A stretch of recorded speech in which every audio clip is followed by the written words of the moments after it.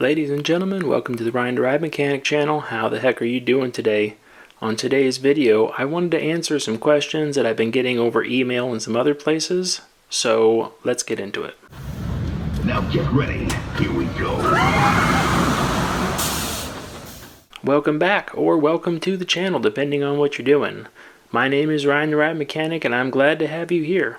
I've been getting a lot of good questions out there, and I thought it was a good idea to basically go back and revisit some. Now, these people I've pretty much already answered for the most part, but when I was going back through emails and things like that, I thought I could probably explain that a little bit on a video. So I thought I'd put a handful of them together and go over them. So let's see what's out there. First email from Jeremy G. Noticed today on an RMC Gwazi that the left road wheel was free spinning when it's going up the lift hill. Made me wonder why and if this was a normal occurrence. And then it says you can see the different wear pattern on each road wheel, and there's a picture attached with it.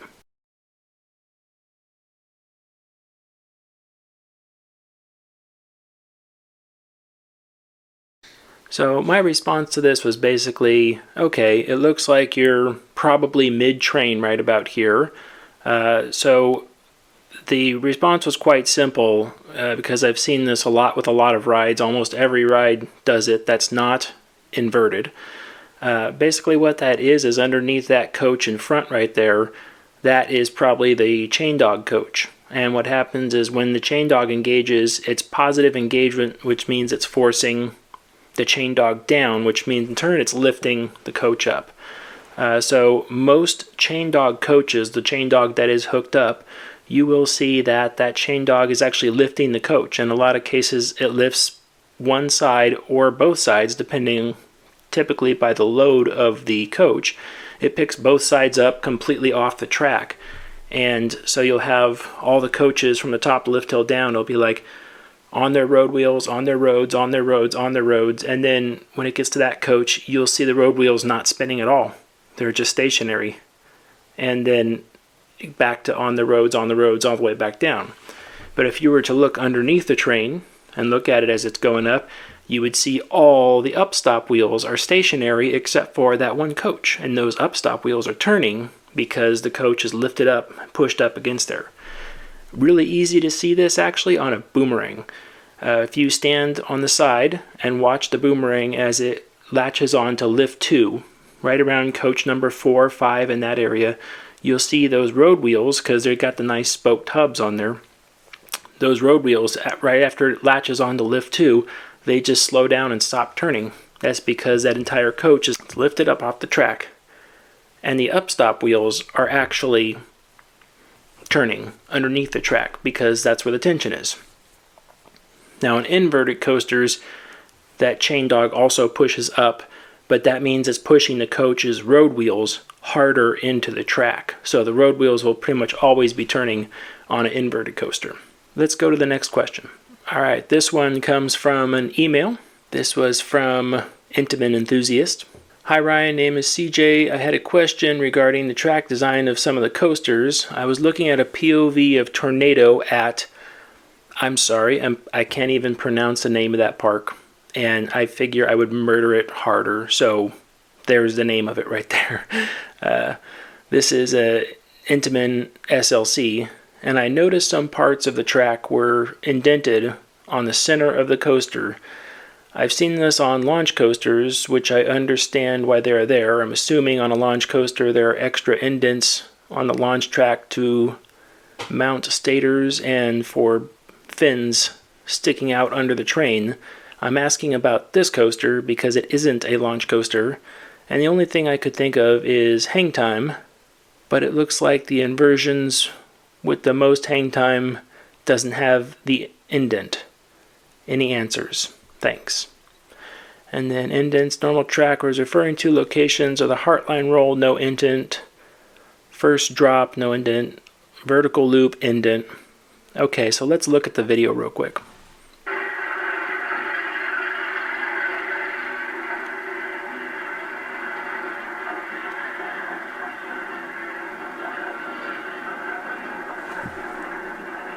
Okay.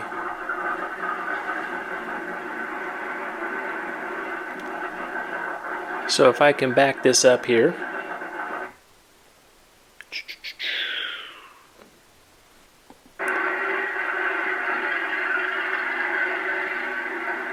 Okay, so let's look at this loop here. See, the track really is, there's nothing, the track is nice and straight across there. Continue down. Track is again, it's straight across right here, nothing there. And as we start to curve up, you see how the track has that big indent right there? Okay, so that's what they're talking about. So why is there that indent there, and then it goes away and it comes back there and it's back here, back there, but it goes away here. Well, if you look at it, it's everywhere the track turns up really tight. See, the heart line, you're still pretty much going straight ahead. And it went out of view there, but if you could see it there, there wouldn't be anything. Nothing here. And then we're back in there. Okay, so I went around and grabbed some still screenshots, basically, of the same ride from different videos. And by the way, I'm using Coaster Force videos for these, just because he had some good stuff there. So I came back to it. Let me see if I could do this here. Basically, here's the train coming out of the Heartline, and you see this is a standard, like I've worked on this style train before. This is a Intamin Impulse, and it's an older style train that still has the pivot bolt or pivot pin in the center with the two safety bolts on either side, which just means that this whole assembly that you sit on, you basically undo those 3 points and that whole thing comes down and makes the train easier to take on and off the track and service it in the shop. So what we're looking at is right up here. See how there's nothing here? Well, on an impulse coaster, you would have reaction fins, 3 of them sticking up there. On this particular one, there's nothing there, but you see by the beginning of the video, it's got somewhere on the train, it's got anti-rollbacks, it's got an anti-rollback suppression system, which means it's typically on these, I believe it's a little roller wheel that holds the anti-rollback down so it doesn't make any noise as it goes up the lift hill. And then it's got a chain dog up there and a brake fin. So it doesn't have 3 reaction fins, but it does have 1 brake fin up there. Brake fin, chain dog, anti-rollback.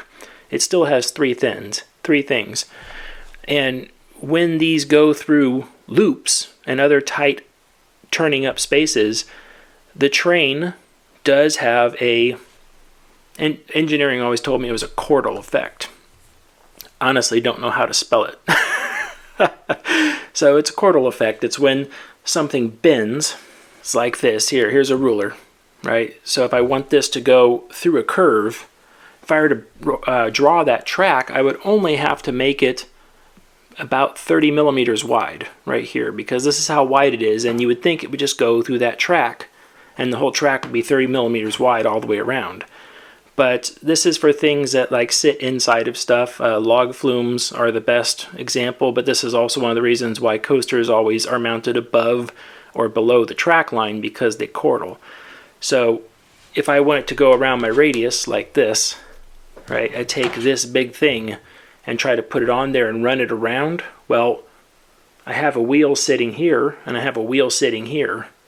That means my radius on the outside has to be this big for it to go all the way around. So where the track is this wide as I'm going straight through it, once I get to that turn, it's got to be this wide. So that is that chordal as it gets wider as it makes the turn around. This is the same reason why while you're driving, you can't just hug the curb on the left or right hand side depending on where you are. You can't just hug that curb and make a hard whatever it is turn, because your front tires will follow the curb and your rear tires will start to drive over it, and if your car is low enough in the center, you'll scrape that curb all the way around. That's the chordal. That's the center of your car touching. That would be that chordal. That's the way it was explained to me anyway. Fun fact, at Disneyland, when they made Splash Mountain, apparently when they sent the first log through, they basically didn't get the math right. They basically didn't get the math right, and the ride was not allowed to chortle. So the first log started to go through and basically got stuck. So that was a big problem from what I heard. Yikes. But let's go to another picture here. Say, here's another picture. And this is kind of a good example here. You could see again, I screenshotted this from Coaster Force. You could see how if you drew a straight line, like the coach is a straight line right here, right around this radius.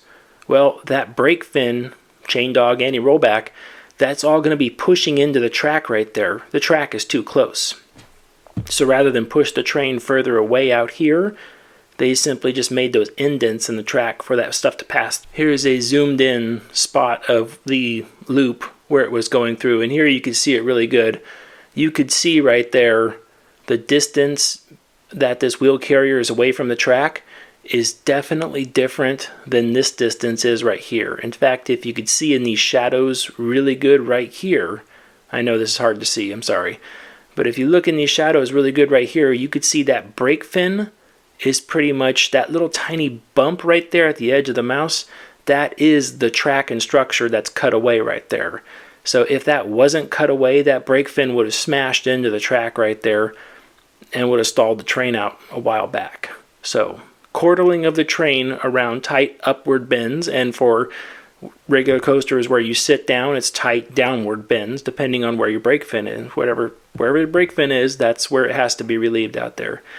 A lot of rides like B&Ms naturally do it, just because they have that nice V-cut into their track already. So they've already designed it out of there. And of course, the longer your coach is, the more it chortles. So if your coaches are very short, you don't have to allow for it much, because you can't turn the radius that tight typically to do something like that. Okay, next question comes to me from David E. Have a few topic ideas you might be interested in. Is the thermal expansion of the track ever an issue? My bad math says 3,937 feet of track can expand almost 2 feet between winter and summer. Expansion and contraction is an issue, absolutely, and it's actually only an issue in one spot. The reason is because everywhere the track is, it bends, it goes all over the place, it makes loops and circles. All of that can sit there and breathe. It can open up and say, all right, this is good. But you see, railroad tracks will actually go from straight, and they will actually then suddenly turn wavy, because that has nowhere to go, and everything pushes together, and then suddenly it just bends into an S. So where that is a problem is actually on very straight sections of track, typically around the transfer station area. It's just where you see it the most. So in the transfer area is really where it gets you. B&M's put up this big, it's like a backwards, it looks like a triangle as the track comes this way to transfer. It's got a vertical pole sitting there to hold the track up, and then it's got a big pole at a 45-degree angle to basically keep it pulled back this direction. And on the other side of the transfer, it's also got the same exact thing pulling the front side of the track forward. Realistically, where it's an actual problem, it's right there at the transfer assembly. And I know, like on a wooden roller coaster, we've had it happen before. It got really hot, and that track actually swelled up and everything started moving, and it actually pinched the transfer track together to where we couldn't move the transfer track. We had to wait till the nighttime for it to cool back down before we could move the track over. So yeah, expansion and contraction is a bit of an issue. For steel coasters, if you're around in the morning time, early morning, this is before the park opens, around sunup. If you're ever around a steel coaster around the time the sun comes up, you will start hearing noises, and they sound weird. So you'll be standing around, and it'll sound like a shotgun goes off, just bang. It's like, whoa, what was that? That was the steel under tension, and then as it starts warming up, it suddenly flexes and goes back to that side. Makes a very loud pop. Everything is still tight, it's in tension, like everything is still exactly where it's supposed to be, but that expansion just caused it to move just a little bit, and it made a whole bunch of noise. That actually caused a ride to open late one day, because I had a hectic morning one time. A bunch of guys called in sick, so we scrambled and we were divvying up rides, and we were all running around the park just trying to get everything up. Well, my fault. I did not realize that the person that I didn't give our major floorless roller coaster that was like the biggest ride in the park, I didn't realize I didn't assign that to anybody. So I dropped the ball, fell off my radar completely. I was actually out working on the trams in the plaza area, and I had that thought. I was like, oh my gosh, who's opening this ride up? And I was like, oh man, and as I'm standing there, I hear the distinct sound of, it sounds like the locking plates for the transfer track. When they come back over, they make this sound as they drop back over the track when you transfer trains. So I heard that, and I'm like, oh, okay. I don't know who, but someone's there. They're opening the ride up. Great. I moved along. Later on, an hour later, I got a call. Hey, this isn't signed off yet. And I just got on the radio. I'm like, who's doing this ride? And it was silent. And that's when I realized no one was doing that ride. So, really bad morning. But what I determined later was that what I was hearing was the expansion and contraction of the ride, and I just happened to hear it right at the right time from the right area. One of the joints somewhere made that popping noise that I'm talking about, and I mistook it for the transfer track working, like someone was working on the ride. That was egg on my face for sure. That was not a good morning. I think that ride ended up coming up like 2 hours late or something. Ooh, it's bad when your big ride's down for 2 hours at park opening. It's not good at all. The second part to that is, what is the process like when Rocky Mountain Construction converts a Woody? How does the idea happen? What work goes into assessing the current state of the structure? How much do they have to add on to the structure? Control systems had to be replaced. Basically, let's talk real quick about how to RMC a ride. This is a topic that I could probably make a full-length video on, kind of. Before anything ever happens, the park company, whoever it is, enters into negotiations with the contractor. In this case, it's RMC. They say, we want to redo this old wooden roller coaster that we have, which is typically the way this is always set up. And then at that point, the park goes to the manufacturer of the ride, RMC, and either the park can say, we want to redo this ride, tell us what you think you can do with it. Or the park goes to RMC and says, we want you to redo this ride, here's what we would like done to it. And the park can actually offer their input. But the preliminary, like, let's get some ideas down on paper and talk about it. So all the nitty-gritty stuff, nuts and bolts, and who's going to do what is not in the picture yet. We're talking about the idea, the concept of what's happening. So typically for this, they get some rough dimensions, basically from like Google and places like that, and they'll a lot of times ask for the ride prints, the ones that actually said how to construct the ride. So they give you all the measurements, radiuses, all that other stuff, and they take those rough measurements and they put them into a coaster simulator, pretty much like No Limits. And they put that in there and they say, what can we do? And the designer sits down, and I believe this is the person that's in charge of the end product, sits down and basically comes up with some concepts and some fun stuff to do on the rides. Hey, let's do this over here, let's do that over there, this is going to be great.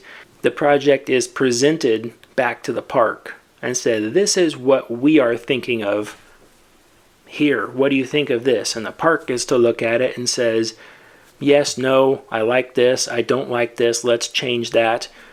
And then once the base concept is agreed upon, like, yeah, let's do this idea, again, just ideas, then they start into the planning phase and they start to figure out the nuts and bolts of the situation. What happened with ours was they came out, I think it was about a year ahead of time, and they used 3D laser scanning all over the ride.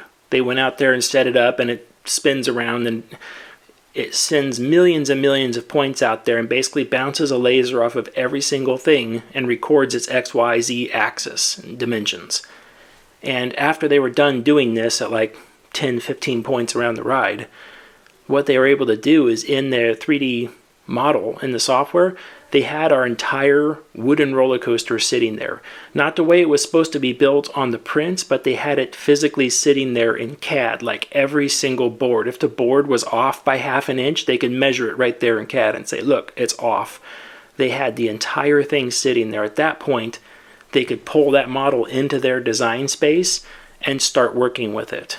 And they say, okay, and that's when they start doing these measurements. All right, we know we need to add some wood up on this area to get it higher. We need to add some beams over here. We need to add beams over there. One of the things that didn't happen on our RMC train was because they wanted to go do this really crazy curve off in one corner. And they said to do this, we need to add all these bents that go further out to the ground over here. So we're going to have to cut a big trough in the ground and pour cement and add a bunch of new footers to support this new section of track. It's still in the old layout type area, but it just goes off in this one area. It's new. Well, the park came back and said, we looked into it, and actually when we went to go talk about permits for it, the city said, if you do that, we're going to consider this an entire new ride. And then once it's a new ride, you have to pay new ride tax and stuff on, like, you know, all the fees and everything that come with that. All the recertification, reclassification, all the design study, like it added like millions of dollars onto the price tag to put that little bit of a curve into that ride. So the park had to go back to RMC and say, hey, we can't do that curve that you're talking about over there because we can't put new footers down. And they said, well, we also wanted to do this and wanted to do that. And it was after that information was like, no, we can't do that either. So the design changed a little bit. It's like, okay, well, let's do this. And then we basically had this big open box and we said, here, play with it. And they started working with it and they're like, yeah, we like that. And then after these couple hiccups come in, we basically started giving them a smaller box. Here, well, actually it has to fit into here now. And now it's actually got to fit into here. And this was where the final product had to lay. So they started working with the mechanical side of it, and that's when they actually start cutting steel. They start building all the cross ties. They start building track. They know what they're doing. At this point, the project starts to talk about all those other little things that make a ride work. RMC is going to supply the trains. They are going to supply the track and the cross ties. That's it. It's like, oh, okay. So what does the park need to supply? Well, the park needs to supply brakes. The park needs to supply booster wheels. The park needs to supply a control system. The park needs to supply the chain, the anti-rollback rail, the chain trough, the chain drive, all the sprockets. What else am I forgetting? And everything that connects them in between, everything that makes them work, all the compressors, regulators, air valving, air stations, control panels. Park supplied all of that. So you're thinking like, wow, RMC didn't supply that? It's not that they didn't supply that. It's that we didn't ask for them to supply it. This is something where a company comes through, and like a lot of companies do these days, they call it value engineering. The company said, well, we actually already did this. The company I worked for said, we actually already did this on a different park. So we're actually just going to take all those designs and everything we built for that one particular ride already, and we literally just copied it and said, okay, now your park does this. So now you have multiple parks using the same valves, the same components, same chains, same bearings, same booster motors, same kicker wheels. Like, it was everything. And that made the engineering cost go from this to this. Because we didn't pay RMC to do it because we told them not to. Not because they wouldn't. It was just we told them not to do it. And that took half the price tag away from the ride. And then when it's like we had to eat that half a price tag, well, it wasn't actually all that cost because we actually already had it all done at a different park. They literally just handed us the prints and said, you guys build that. Subbed them out, farmed them out to other subcontractors so they can see what was going on. And they said, yep, and they put a price tag on it and they did it. So we had all these people working to bring all these components together. Now, when it comes to the infamous retrofit time where they actually come out and they said, we're going to do this for the ride, they send people up there, and these guys are extremely experienced. They've been working on this for a long time. They work with this company. They're not subcontracted. And these guys go up there and they have this thing to make. And because of the exact things, they said, oh yeah, we go up to this point and we hack the bent apart right there. And we just cut it. And these guys weren't lightweight either. They went up there and they were doing this with chainsaws and stuff hanging off of there. Just go brrr, right through it. And they were just hacking everything apart with chainsaws. So if you think about it, it was kind of like getting a haircut, right? First they take the hair and they pull it up and they just make a rough cut. And they say, well, we need to take about 2 inches off. And they just go 2 inches right off the top. So that's the first step, is the crew goes out there and just takes the top of the roller coaster, just chainsaws and just goes brrr, and just grinds through the thing. And it's like, ha! And then what's left after that is the more finite process. That's where they come back through and they say, okay, we need to start putting in these metal supports, and they clamp on both sides of the bent, and they have to be at this exact height, where they use transits to set them in. They go, yep, it's got to be that exact height, that exact angle, it's got to be this exact. And then they through bolt those things. They run a bunch of screws into them, and then once they're set properly, they drill big holes through the bents that are already there and start putting bolt hardware into them. And then you have these wooden bents sticking up like this, and then they put a metal brace across it on both sides and bolt the brace on there. And then this process is lightning fast. I mean, they have the track off in no time. They have all the track sculpted in like no time flat. It's just like heartbeat and it's done. And then they go through, and then it takes a while because they have to use crane, because these big galvanized C channels are heavy. And then they have to lift them up there, screw one side into place, lift them up, screw the other side into place, double check all the measurements, and then they start locking bolts into them. But you have to do this to every single bent all the way around the ride. And it's a lot. Wooden roller coasters have a lot of bents, and it's 2 C channels, sometimes up to 10, 15 feet long, that have to go across them to anchor it all together. That process is happening. And then once they get to a certain point, in come these trucks, and the truck gets uncovered, and there's all these colorful pieces of twisted steel sitting on top of there, and each one has a designation of where it goes, and the print have designations of where they go. And I say, okay, and they just start bolting them to those metal cross ties. Oh, yep, this is the left track. It's number 46L. So here's 46L. We put it down like that, and we bolt it into there, and then everything stays loose, right? And then we get 46R. 46R goes into there. And this process is typically done with the help of a couple of workers from the park that are dedicated to the project, which means the park lost manpower now. So there's a couple workers that are dedicated to the project. There is a subcontractor that's used just to do what I would call grunt work. So just where grunt workers come in, they're just like, yep, I just need to drill this hole, but I need to drill it times 3,000. That's grunt work. Something where you don't need much training or anything like that to do it. They can just hand you stuff and say, go do this, you go do that. The people with all the experience are up there making sure stuff is placed right and everything going right in the assembly. The people with a little less experience are back there making sure stuff is fitting together properly and making sure it's all jiving and lined up in the back. And the people with the least amount of experience are out there just cutting things apart, drilling holes into things where they've already been set, and they're just like, oh yeah, we just need to drill a big hole through the middle of this. They're doing that sort of stuff. And then the track starts going up, and then it's actually a really fast process. I was told that the pieces are all cut from plate steel, and they're already cut into the arcs that they need to be in, so there's hardly any bending in them, which is great because that means less stress when in the steel. So when the stress is out of the steel like that and it's already pre-done, much less prone to cracking. So those go on there. they get bolted down all the way around the track. And then that stuff has to be torqued everywhere you go. So it takes a whole other crew of people going around once everything is in place and everyone likes it. They got to go around and torque every single nut and bolt on the entire thing. That's all the track plating, those big C channels, any of the lift structure, like all that stuff has to be torqued, and it's a lot all the way around there. And then we put the trains on, and then we put the control system into it, and then we start firing up everything.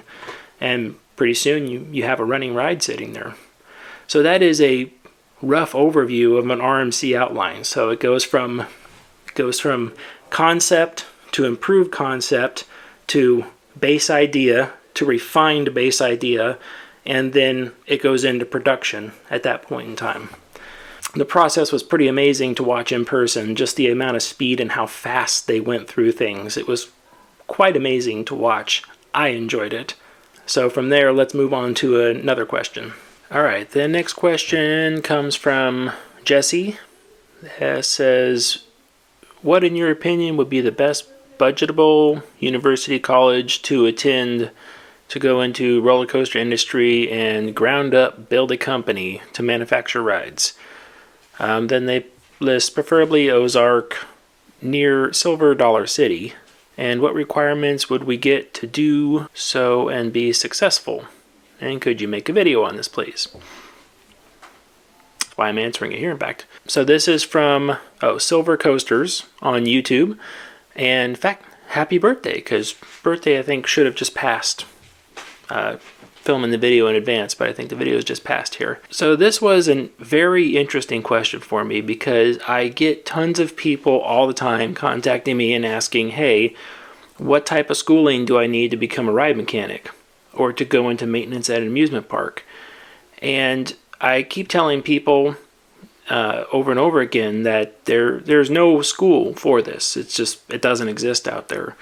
Pretty much everything is on-the-job training, and the parks train each person as they come in. So I tell people the most you can hope for when you go into that industry is just a general knowledge of industrial equipment, three-phase wiring, controls, low-voltage electronic stuff, not down to like the integrated circuit board technology, but I mean the basic concept behind how motors and drives work, fuses, breakers, general troubleshooting, that sort of stuff. And then the functions of, you need a motor coupled to a gearbox, which turns an output shaft, which is measured via RPM feedback from an encoder, tachometer, something along those lines. But that's always for the maintenance end of it, which is what most people ask me about. Jesse is asking about starting a company, starting a whole company. He said, well, what would I need to start a whole company? I'm like, man, I've never thought about that before. What would you need to start a whole company? Well, you're going to need a background in business for sure. So I would get some business classes under your belt, but it also depends on what you want. I mean, most companies are comprised of engineers. Mainly, it's the top is engineers, and the bottom is fabricators, but they all need each other to coexist. It's kind of like the chicken and the egg problem. Which one happens first? So you need an engineer to come up with a design and put their stamp on it. You need a professional engineer's license, well, at least here in the US you do, and put their stamp on it that's saying that this has met all the requirements, and you have to go through the mountains and mountains of ASTM regulations and everything else to make sure the ride's safe. And then the second part to that is that you need a mechanical on-the-floor team that can actually build these things. I mean, if you look at roller coaster history, most companies spring from other companies because they use that as a stepping platform to get up there. Most manufacturers, most people can't really figure out how to spatially design and build a 3D piece of track. I mean, that is very complex to do. And more so than just designing part of a building or anything else, the radiuses, matching the radiuses up the track components and the XYZ axis in full scale is got to be difficult to do, and that's one of the reasons why there's not a lot of manufacturers out there. But then you can have engineers that know what they're doing, that build mechanical equipment that may be engineered properly and was built properly. But then if you don't have a sales team that can sell it at the end, you're still dead in the water. Your company will go under, belly up, because you can't sell any of your product. And then even worse, what happens if someone buys your product and it's not great? It doesn't work. Well, that's a bigger problem because now you're getting a bad reputation. So you need financial funding and everything else. That's why I think business would be the best step to start with. And then if you're looking to you also want to design the stuff, then you need a professional mechanical engineer's license at the same time. And you'll need all the engineering to back that up. But then on top of that, you're going to have to start networking really hard with everybody out there, because this is not it's not a one and done thing. When the industry was very, very limited a long time ago, and there was only a couple of manufacturers out there, it was a little easier. I believe, I probably don't have the history right on this, so take it with a grain of salt, but I believe Anton Schwarzkopf was an engineer, and he just happened to be the head of the company as well. I know other heads of the companies out there right now are engineers as well, but they're not really out there. They're taking care of the bigger picture of the rides and the company. They're taking care of the big picture stuff. They're not really concerning themselves with the whole, we need to make sure that these drawings are correct to these components. They're not out there making sure that the steel is being fabricated to tolerance. They have other processes and things in place to do that. A lot of it is computer aided design. It's you simply just get it out, and once they fabricate it and they say yes, it's good, they go around and 3D tolerance the thing and do 1,000 touch points around the assembly, and then the machine tells them whether it's actually in tolerance or not according to what the engineer did. So this was a really tricky question. I'd never had that before, from the ground up to do your own business. And I think one of the things is that you better pay a lot of attention to what other people are doing, because there has been a lot of mistakes made in the industry, and these mistakes weren't known to start with, but they have detrimental impact. So you can look at failed companies that have failed in the past and say, well, what was it? And some of the companies they went under financially, and they were bought out and they turned into something else. Some of them, they wanted to get out of it, so they just stopped doing it. Others were doing really good, and then they did one thing, bring up X2 at Magic Mountain, or X at Magic Mountain at the time. So aerodynamics was doing okay from my understandings, and then they built X, something that was supposed to light them up, put them on the board, and everyone is supposed to clamor for one. Nothing happened. People didn't want it, and the places that had it had a tremendous amount of trouble with it. Pretty much ruined the company right there. So you have to learn from those mistakes, but those mistakes are hard to learn from when they're not your own mistakes. You can tell people not to do stuff, but eventually you're going to do something and mess it up. Fire. So that's a really interesting question, and I'd like to hear some people's thoughts in the comments about what you think you would need to start a business from the ground up in the amusement industry, building rides from the ground up, and have it be successful.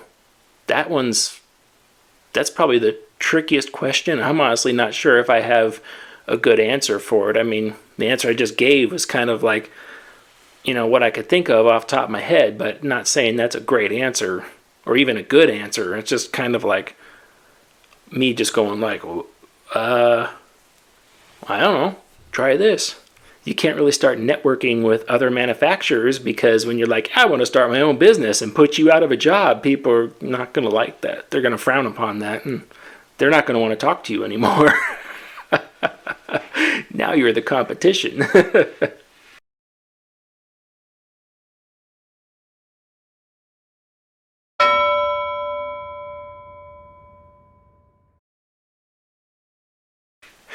All right, let's get to the next question. Okay, this one's come to me from David E. This one was off of a response from my drop tower videos, and when I was talking about how drop towers work.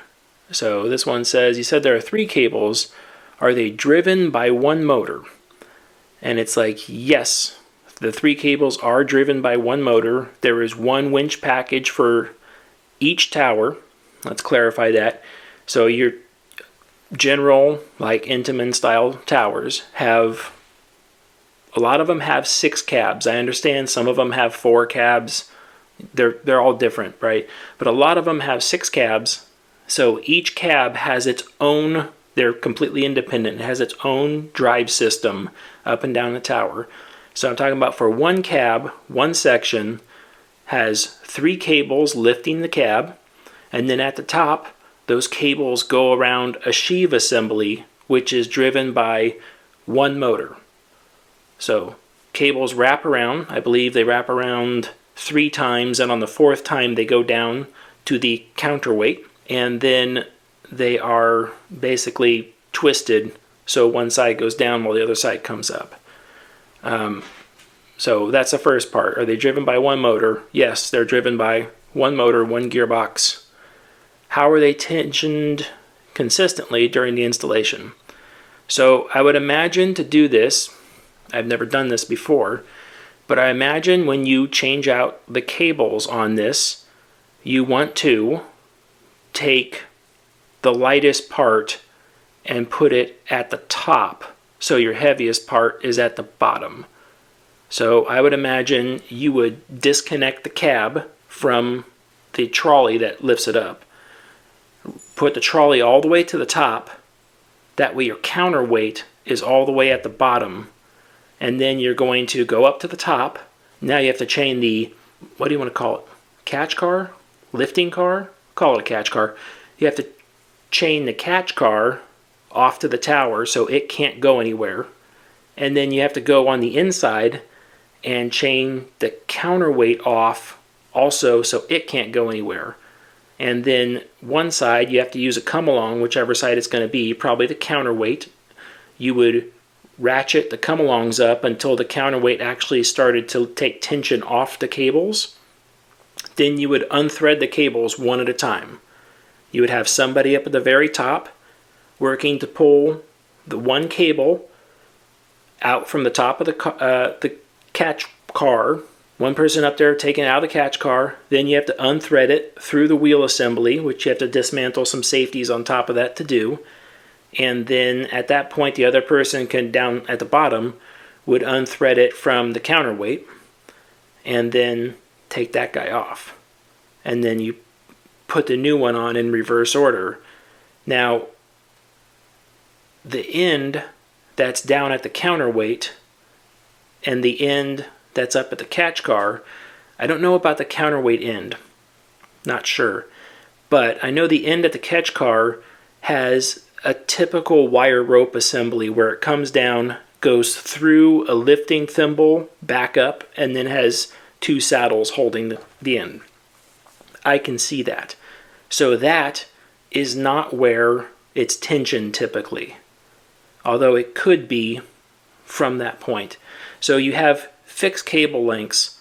So we're going to put all 3 cables on, right? I'm going to go through, do all that, and then I'm going to say on the counterweight on the inside, I have adjustable clevises on there, and I've expanded them out about halfway, each one about halfway, locked them down. And then I run those up, I pull all the slack out of it, and I go over to the front, and I pull that back down, and run those through those saddles, and get those as tight as I can make them on each one, and then I lock the saddles down, probably cut the end of the cable off because it's probably 30 feet longer than it needs to be. So I'm going to do that process. And then there's two things you can do with the catch car sitting level on the outside of the tower. There's probably eyelets that it hooks to from the backside. You could probably go in and snug each one of those cables up so they all feel snug. And this first part about feeling snug, you can just simply do it by hand. You plug it like a guitar string and just feel how it is. And you could pretty much feel shaking it, like this one's okay, that one's okay, that one's loose. So you keep tightening the nut up on that lifting eyelet until that one feels like the other three. So now from that pulley assembly to the catch wagon, that's now tensioned. I'm going to call that tensioned. And then the back side, you do the same exact thing down to the counterweight. You get the cables in the counterweight side and you fling them around and you tighten them up until they all three feel the same. The next part you're going to need to do is, because the counterweight constantly keeps tension on the entire assembly up through those drums. That catch wagon on the other side, probably still 1,500 pounds at least. And then the counterweight's probably closer to 3,000 or 4,000 pounds. So you just use the ride in manual mode and basically just start running that tower up and down. Run it up and down a bunch, run it up and down a bunch. And then what I would do at that point is I would take the counterweight to the top, park it, and then let the cab connect. And as I start to lift the cab, all three of those cables come under full tension. They're holding all the weight of the cab now. At that point in time, I can go up there and use a cable strain tool. Cable strain tool clips right onto the cable. You have to adjust them very carefully. They're extremely sensitive pieces of equipment. You snap a cable strain tool on there, and then that tells you how much weight is actually on that cable. And for the most part, you can go through and adjust those eyelets on the bottom and get those weights pretty close to each other. Then I would also want to do the same thing on the counterweight side. And the deal is that as those cables wrap up around those drums on the top and return back to the side, there is some tension that's held there. So it's always going to be just slightly different on each side as that thing goes up and down. And each time you're going to do it, it's going to be slightly different. Is it going to be perfect? No, it's not going to be perfect, but it also won't be perfect if it comes down and grabs a cab and you have one guy my size sitting on the outside and nobody in the other three seats. It's going to be way off there too. So you kind of have to get it balanced for what you're using it for, which I would say close enough is good enough at that point in time. It's like, all right, yep, okay, the tensions are very similar on the front. After running it a bunch and then go back in the back and say, tensions are very similar on the back, I would call that side done. And then leave it alone. But then you got to do that times, 3 cables, 6 sides. You could do the math. Also, since you said California's Great America was a home park for you, I noticed the tower looks suspiciously similar to the Intamin-made observation tower. I know Intamin will install drop towers on almost anything. I'm guessing they took a tower they already designed and repurposed it. Yeah, pretty much. I can't guarantee that happened, but the way most engineering places work is that if they've already done all the math for a particular joint, an assembly, a structure, if they've already done the math and they say this all works, then why redo it every time? You don't need to. You don't need to unless it's changing for some reason. Yeah, we designed this tower that's safe for all these people, blah, blah, blah, everything. It lifts that particular one I was talking about. It's a big circular gondola that's an observation thing. So it lifts that guy up, and that thing fully loaded can weigh 15 tons.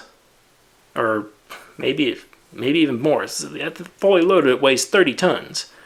It's like, okay, so they designed the tower for that assembly, and then the next time they said, hey, we want to design one of those towers just to carry up 6 cabs, and the entire weight of all 6 cabs is only going to be 10,000 pounds. It's like, well, why don't we use that design we just made? That's easy. That's already rated for it and everything. Like, you don't have to look at it. It's just a blind copy and paste. Now, what does change is if you want the height to change. The first tower you designed for that weight was only 100 feet tall, and you want a tower that's 300 feet tall, that's going to throw your math off. You're going to have to redo the numbers on that. But once you've done the numbers for a 300-foot tower, you don't probably need to do it again for a 200-foot tower or a 150-foot tower or a 250-foot tower. Should all be fairly much the same thing, and they can redo it from there. So yeah, it's basically engineering, copy and pasting. Last question, any idea how deep footings have to be to go for a 200-foot tower in earthquake country? Yeah, so when we installed a Starflyer, we dug out the base where it's supposed to be, and the Starflyer we had was small. It's a little tiny thing. It's only 150 feet tall. But we dug the base out for that thing, and the base went down like 30 feet, and it had an entire steel substructure that went in there, and it had piers drilled around it, and then the whole thing was tied together and then filled with concrete. I know for that particular ride, annual NDT each year, as part of the NDT being non-destructive testing that we had to perform, it actually required an outside company to come in, and they had to use a transit to shoot the base level and tell us that the base was still level, that it wasn't sinking or anything else. The actual numbers of what the question is, not too sure, but I mean, those tower rides are anchored pretty deep in the ground, and most of the time out in earthquake country out there in California, you can't get down more than about 50 or 60 feet before you hit bedrock in a lot of places. And then at that point, once you get into rock, you're pretty much solid. Chip out the rock a little bit and you're there. And all those, of course, they come up with a plan. This is what we should have to do. And it's not until you start digging your hole to put whatever substructure it is down inside that hole. It's not until you dig that hole that you have to have people come in that specialize in how the land is settling. And they have to take soil samples and observe the land in there to say, yes, your design is going to work with that ground. So if they dig down too far and they hit a bunch of loose soil down there or something, I'm not sure the exact names for that, but if they hit a different type of soil down there that they weren't planning on, they might change the design and say, oh, we thought we were going to go down 50 feet, but we've got to go another 100 on top of that. We've got to put something down 150 feet into the ground. They have big excavation tools that can do that easy. That's not a hard target to hit. But yeah, earthquake tower rides, not great. But I believe rather than the base having to be bulky for a tower ride in earthquake country, they're more focused on the steel that the tower is made out of and its bolted connections. Because it's one thing just to have something that's not going to topple over while it shakes. It's another thing if you put a completely solid base in there and then start shaking that tower, and then all your bolted connections on the way up fail, or the steel fatigues and it cracks and breaks. So for earthquake models, maybe they thicken the outside diameter of the wall of the tube they used for those drop rides. Maybe they put in more hardware. Some minor stuff that might look identical to other drop rides that were made like it, but it might be something a little different that you can't notice on them. That's a good question, though. Next one was a comment that actually came off one of the YouTube videos. Someone asked me, they said, hey, have you seen the incident at Six Flags America where the new Zamperla Discovery says such a unique incident, interesting the types of energy those 4 pylons can create.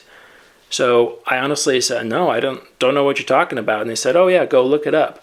So I went and looked it up. So if you see it, the whole leg is shaking as it's going up and down. And I was like, wow, what is that? And by the way, that's coming from Big 21 TZ over on TikTok. With experience of those rides, I know that those legs, they do flop around. Not like that, though. That seemed more interesting. So I was like, why would that shake that much? Looks like the motors are really messed. And then that was coming from Iceman Owens 1 on YouTube. That's where I got that video from. And then I looked at the comments just to see if someone had more information. And they did, of course. So I first thought wind could be, someone said it was windy. And I was like, you could get some oscillation from wind, just happened to be the right frequency and picked up. But it looked more mechanical to me. And then I read down in the comments, and someone said, it seems more to me that the ride got locked up by a glitch or something, which was why the pendulum is not moving, but the motor is still on. No, that's not it, because motors, once you're in that home position like that, pretty much everything stops. This is residual energy left over for some reason. I don't know how or why. So I kept reading. And the last one by Honey Badger 475. An error made one of the drive motors start with the brakes on. Yes, that seems more likely. It's like, yes, okay. When you have weird errors and things like that, you've got 4 drive motors up on top of those giant Discoveries. There's 2 on each side. And if it said, yes, we're going to start, and one motor didn't unlock, it didn't release the brake, you would have 3 motors turning against one motor. The 3 motors can easily overcome those, but then when it comes to a stop, because it's going to go a little bit and then fault, it's going to fault right out. Like when it comes to a stop, as it comes down, that one motor brake that's not releasing, it's going to fight the other 3. And then the other 3 are going to start adding torque into it to try and move it, and it's not going to be able to. And then while that ride is homing, it's going to start, the motors are going to start winding up tighter and tighter to a certain point, because they're given a very specific range of torque and pressure to run into. So they're going to start winding up and hit that top end and then probably shut off. Just that initial bump, that little wind up and shut off before the whole ride just shut down, was probably enough to set that in motion to where it started wiggling, and then just harmonics throughout the whole thing. Yes, that whole ride just sits there and wiggles like that, especially if you have one of the motors out of sync. And by sync, I just mean locked up compared to the other 3. On most of those rides, when you hit the E-stop, the brakes actually don't apply. It's done that way for a reason. It's to keep stress outside of that arm assembly. They don't want that. So typically on most swinging rides, when you hit E-stop, the brakes don't apply. It just continues to let the arm swing down and down until eventually it comes down to a certain spot where the encoders see it slowed down enough, then it applies the brakes and locks up the arm. People say, well, why wouldn't you apply the brakes to start with? Because if I jump over the fence on any swing ride and I go run right into the ride path and the arm's up high and the operator goes, oh crap, and hits the E-stop, I'm dead no matter what. As soon as that gondola comes back down, being punted across the park like a Sunday football, it's not going to be good.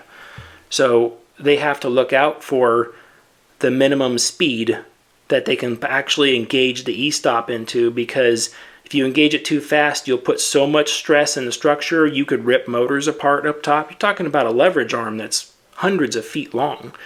So you could rip motors apart up top, you could crack welds into the frame, tear the arm itself in half. You could do all sorts of bad things. So there is a minimum speed that they will not engage the E-stop if it's over that speed on most every swing ride out there. So if the mechanical brake got bound up for some reason and did not release, and there's lots of reasons that could have mechanical failure, electrical failure, like anything could have done this. So if it was doing that and you had one locked up when the other 3 started moving, yeah, you would get that sort of reaction. So I'm going to side with Honey Badger 475 on that one. That was a good response. That was an interesting failure too. Okay, next question is coming to me from email.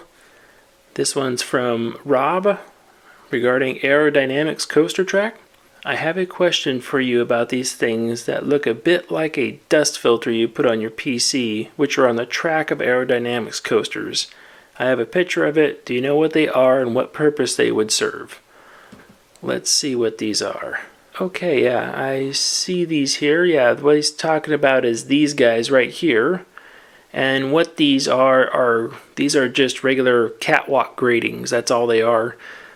So this coaster is high up off the ground, but they have a brake run right here that they need to service. You can see here's the SEP platform off to this side. And then I'm not sure on this ride in particular what's around this corner, but I think there's something around that corner that they need to walk to get to, because this is basically the mechanics would walk from there to here, so they don't have to get up on ladders and service whatever might be underneath here, or maybe something without catwalk access on the other side. Let's see if we can look into that and find out what that is.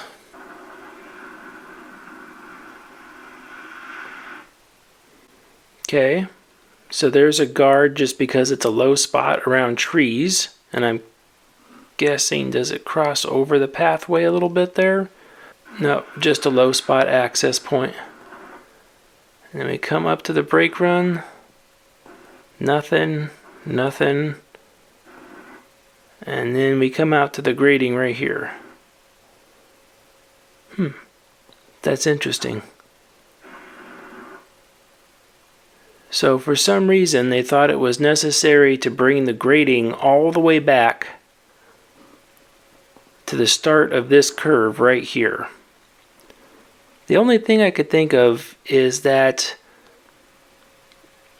I'm not sure why they would bring the grading all the way back to that point. Why they wouldn't just stop it at this platform right here. It would make the most sense to stop it right there.